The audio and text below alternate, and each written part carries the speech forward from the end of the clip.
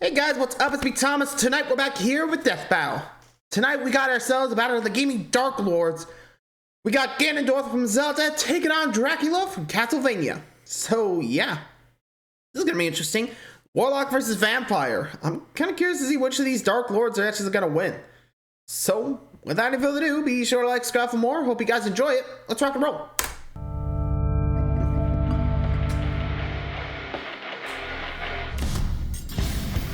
Nope. Fame may be fleeting and wealth ephemeral, but true evil never dies. It just comes back with a goddamn second health bar. Ganondorf, the calamitous demon king of Princess Zelda's Hyrule. And Dracula, the everlasting vampire lord of Castlevania. He's Wiz and I'm Boomstick. And it's our job to analyze their weapons, armor, and skills to find out who would win a death battle. Here we go. First up, Ganondorf. Millennia ago, in an age long past, the Demon King Demise threatened to pull the world into blood and war. Until he got his ass slapped by this pointy-eared boy in green. Undaunted by being, murdered, dead. Demise cursed the blood of the goddess and the spirit of the hero to be forever haunted by his wrath made flesh. That curse became Ganondorf Dragmire. Good old Dorf was born in the Gerudo tribe of the desert. Cool. Thing is, the Gerudo were all ladies, and Ganondorf was the first male born in 100 years, which automatically made him their king. Because... reasons, I guess? Wait, so he gets to be in charge and has the best odds on Tinder? That's my dream come true. Who could want more? Ganondorf. Also, if it's every 100 years, I don't know, you think the Gerudo tribe would be like, oh, yep, incoming Ganondorf. Seriously, don't they just stop him? I mean, I'm just saying, there is the odd that he'll become Ganondorf, so... I'm not saying we should do that, but if I was there and I noticed the trend, I would have just talked to the Gerudo Prince and hey, ma'am, shouldn't we just kill the kid? Cause let's be real. That is a recipe waiting to happen, because I've been noticing Ganondorf, aka the Demon King, keeps coming from your tribe. I mean, like I said, I'm not sure that's actually true, but it's weird Demise chose the Gerudo, I mean, could have been the Zora or Hylians. It's weird. It's always the Gerudo. Or Gerudo. You know what I mean, right? It's always strange. Why that tribe? Anyway. Could. Jealous of the neighboring kingdom of Hyrule's verdant fields, clean water, and not being a godforsaken desert, he dreamed of a better world for his people. Or, just for himself. Being the reincarnation of ultimate evil means you're probably kind of a selfish douche. Yep. And surprisingly, his vile ambitions would be rewarded. Turns out, he was also preternaturally adept at magic, as befits an education from his caretakers, the witches Koume and Kotake. From them, Dorf learned to pitch balls of electricity, summon lightning, move objects with telekinesis, levitate, form barriers, and control minds. When he wishes to fight from a distance, he can create phantom horsemen or puppets of himself to battle as his proxies. Or if he wants to get personal, he can use his dark magic to enhance his physical strikes, making him a badass at all ranges. He's a master with a blade, sometimes two, and sometimes on horseback. And sometimes 2 swords on 2 horsebacks? No. Oh, let's not get crazy. He was just a man, after all, though not for long. With his magical training complete, Ganondorf put his greatest skill to the test, his raw cunning. By manipulating the rulers of Hyrule and its neighboring domains, as well as a curiously familiar boy in green. Hey, what do you know? Weird coincidence. Ganondorf gained entry to an alternate dimension called the Sacred Realm. Within it lay the Triforce, a magical artifact left by the gods said to grant the wish of whomever touches it. The perfect solution to all your world-conquering needs. Except once Ganondorf got his hands on those golden Doritos, 2 of them jumped ship.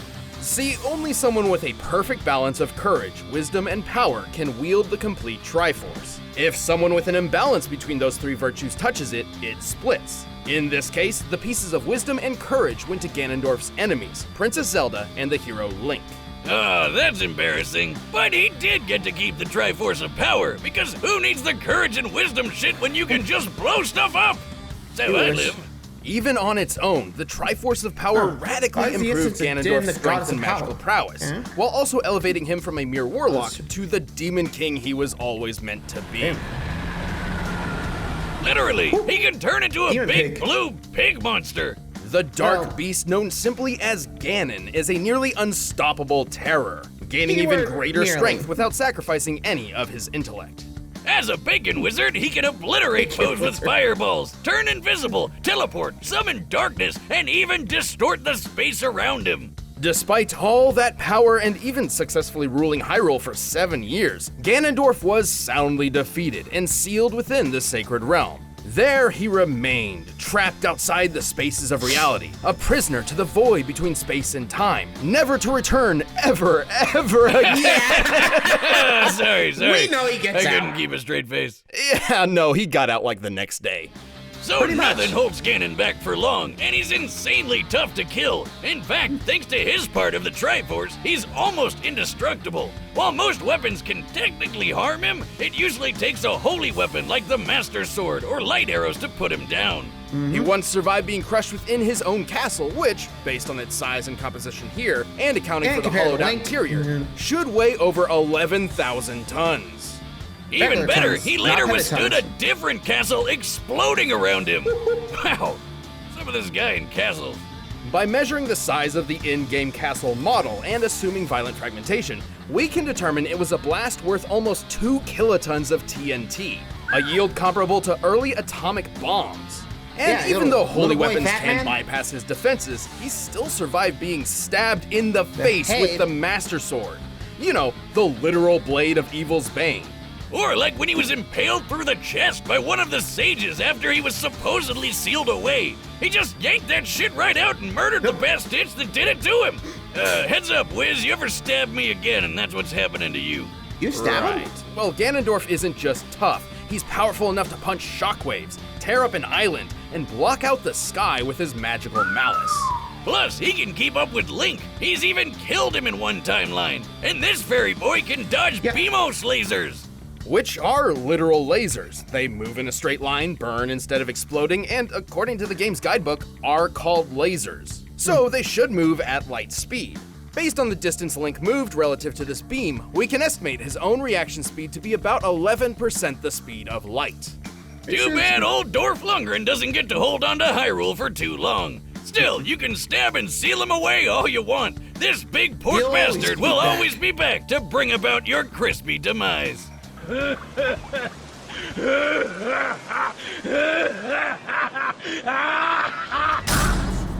Yeah, that does sound like Ganondorf, to be honest. So, yeah, careful with the dude. He'll either blow you up or just trick you into defeating you. But, yeah. Anyway, so there's Ganondorf. So let's check out the Vampire King Dracula. In the world of Castlevania, the universe is governed by 2 opposing forces, order and chaos. Hey, it's like you and me, Wiz. No, I mean literally. As legend goes, for God to be good, there must be an equal force of evil to create balance. An evil found in an alternate dimension called the Chaotic Realm. This is chaos. But to keep his spot in the balance on Earth, Chaos needed to choose a Dark Lord to represent him, a Dark Messiah, if you will. As luck would have it, a perfect candidate would end up choosing him. In the 11th century, Matthias Kronkvist was the strategic mastermind behind a company of knights, alongside fellow commander and best friend, Leon Belmont. But, as with most bromances, it got screwed up by a homance. Boomstick, have some tact. His wife died from a horrible illness. Was it third wheeling? I'm sorry, Wiz, but you can already tell this guy is evil because his name is Math. I mean, I know we use math all the time to do the show, but sometimes one must embrace the darkness to see the light. Right. Anyway, Matthias's grief was so intense, he swore vengeance on God himself. To achieve his vengeance, Matthias sought the powers of God's polar opposite, chaos. So he set up an easy 6-step plan. Step 1, pick up a red rock called the Crimson Stone. It'll be important later. Step 2, force death itself to become your personal secretary. Step 3, kill Luigi. Step 4, convince a vampire named Walter to kill Leon's fiance, cause misery loves company. Step 5, let Leon murder poor Walt and have death shove his soul into that red rock. Step 6, congratulations, you are now a vampire. Goth kids, I hope you were paying attention. From that day forth, Yeah, so basically he tricked his best friend to kill a vampire so he could take the place. Wow. Jeez, Matthias is brutal. Eesh. And ironically, just gonna show this real fast. It's ironic that it's actually Dio here. I don't know, it just fits him well this point, you know? Anyway. Matthias rejected his humanity. He became a vampire and much more. He was the Dark Lord, Dracula. There have been a lot of different versions of Dracula over the years, but this one isn't your run-of-the-mill "I've had to suck your blood" type. This Dracula is the avatar of chaos on Earth, the opposite to God. So like, the devil. He's basically the devil. He didn't have much time to enjoy his new powers though, as his former friend Leon swore revenge, a vow which would carry on throughout generations. But good luck taking down this all-new and improved vampire lord. He's got your standard vampire loadout like blood-sucking, flight, razor-sharp claws, telekinesis, and even tripping balls teleportation.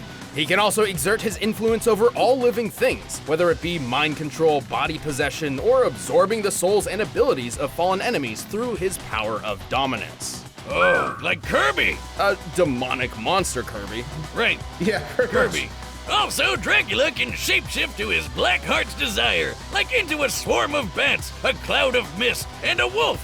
Oh, I get it. The opposite to God, cause he's a dog just like the way Alucard is Dracula backwards. God, I should do science. He's also a master sorcerer, able to summon fireballs, meteors, and acid blood rain from the sky. Dark Inferno is a huge ball of magma that will fry anything in its path, and he can revitalize himself with another's life energy via Soul Steal. Then there's his most powerful attack, a localized nuke of holy magic, the demonic Megiddo. With all these powers, it's no wonder Europe trembled at his presence for centuries, though perhaps their fears were unfounded. Yeah, despite being living chaos or whatever, Dracula was sometimes a pretty chill guy. He even got himself married and had a kid. Then again, kids are also the embodiment of chaos. That'll be nice. Sadly, the people of a nearby church grew suspect of his wife, accusing her of witchcraft. So they burned her at the stake, and Dracula swore vengeance upon the god they followed as— Wait. Did he just get a total repeat of his backstory? Man, this guy can't catch a break. He was even forced to battle multiple descendants of Belmont, many of whom would actually defeat him. Well, sort of. Turns out Dracula is a much tougher vampire to kill than lame old Walter. Even after losing his entire body, Dracula's soul remained tethered to chaos. Thus, he would be resurrected every 100 years. When he wants to go all out, he can draw from the power of the chaotic realm and transform into one of many awesome monsters. Like a giant demon bird, a giant demon head, and a giant demon head in a painting that vomits out bats. Dracula can punch hard enough to rend stone, move quick enough to catch arrows out of thin air, and even warp the fabric of reality itself. He's tough enough to survive a lightning strike, get blasted by an enormous meteor, and even get crushed under the weight of his fortress, aka the Castlevania. By measuring the size of Castlevania on the game's official art, we know it should weigh around 2 million tons. Even then, Dracula has regenerated his body from decapitation, a mess of blood, and even full-on disintegration. So how the hell does he keep getting killed by everyone from Discount Conan to the Ghost of Weeb's Past?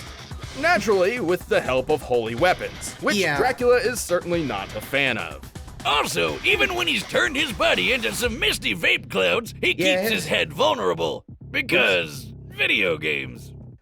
Yeah, I mean, to be fair, could be just like a tether to like the mortal plane, because you remember back with Buggy, he had to keep like some part of him on the ground so his upper body could like, you know, fly around.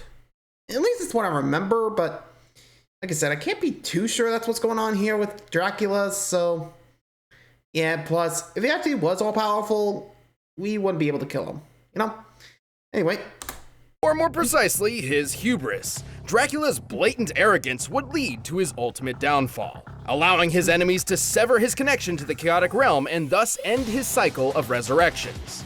So instead, he was reincarnated into a white-haired anime boy with the power of friendship, Soma Cruz, who turned out to be just as powerful as Dracula Classic, like when he dodged beams of light or when he defeated chaos itself. Dracula's influence and power would never truly end. Even 10,000 years into the future, his bloodline continues to strike terror into the hearts of men. As long as good and evil exist. Hold up, that's his kid? What the hell happened to him? No ordinary man can stand up to the incredible force that is the Dark Lord Dracula. Behold my true form and despair! All right, the combatants are set, and we've run the data through all possibilities. But first, all this talk of pigs and bacon has made me hungry for Blue Apron. Yeah, I'm gonna stop there, so I'm just gonna go ahead and get to the battle. So, this could be an interesting battle between the Dark Lords. So, as to who would win, I don't know, been a while since I've seen this fight, so we would just hop in and see which Dark Lord reigns supreme. Ugh. Here we go. Oh, so I just like to make sure everything's running right. Ooh, pretty. I don't know why I said it like that. Yeah, that's good. Oh. Oops. There's Ganon. And Dracula's on his throne, just chilling. Like a villain. Your castle is lost, vampire.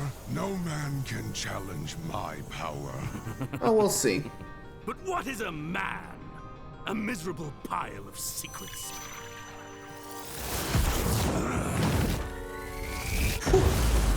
And Ganon going for the first strike. I'm no mere man.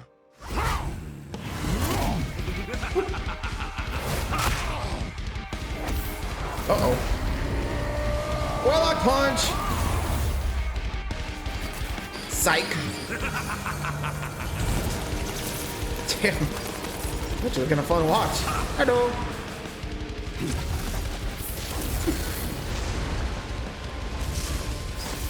Your tricks mean nothing. How about the Gorgon hands? That change your mind? Yeah, incoming.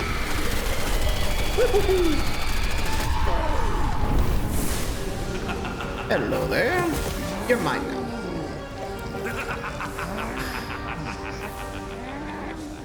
Uh-oh. Ow. Uh-oh.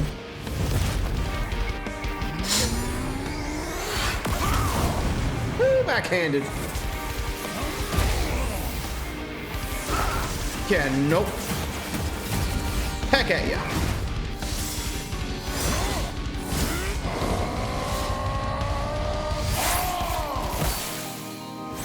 Yeah, give him a minute. He's been through worse. Yeah. There it is. There's the first demonic form. Oh. Nope. That didn't work. Aye. I didn't lose a head from that. And Ganon's come out to play. Behold the true power. Here he comes.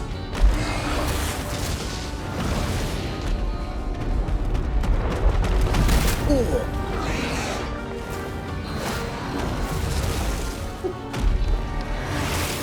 Oh. Oh. Ow. Yeah, I ain't dead yet. Uh-oh. Targ Megalodon. I am no simple vampire. I am a god. Yeah, I think you're screwed.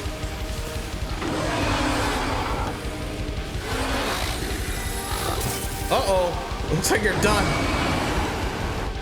Oh, we're ready for some bacon. He's toast.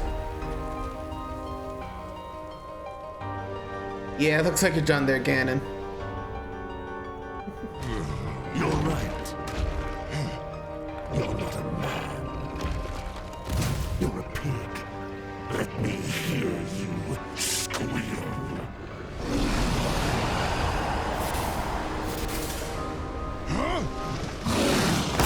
Oh! No use in a comeback now. You're done. Man, just when he thought he was gonna get a comeback. Nope. Damn. Brutal. You know, I hope someday I can learn to drink beers as violently as Dracula drinks people. There was Yeah, good a luck with lot that. going on here. Both Ganondorf and Dracula show similar reaction speeds, with only a small % difference when compared to the speed of light. They were both brilliant schemers who have perfectly manipulated many intelligent foes, and their standard magical arsenals seem pretty comparable overall. But Dracula did have a leg up with a few extra magic powers that Ganondorf just didn't have. yeah, the like holy how he magic, could rip too. out his soul in a bunch of different ways. That's something Ganondorf never really had to guard against before. Also, remember how Ganondorf survived an explosion worth about 2 kilotons of TNT? An admirable feat to be sure, but let's look at that meteor strike Dracula survived.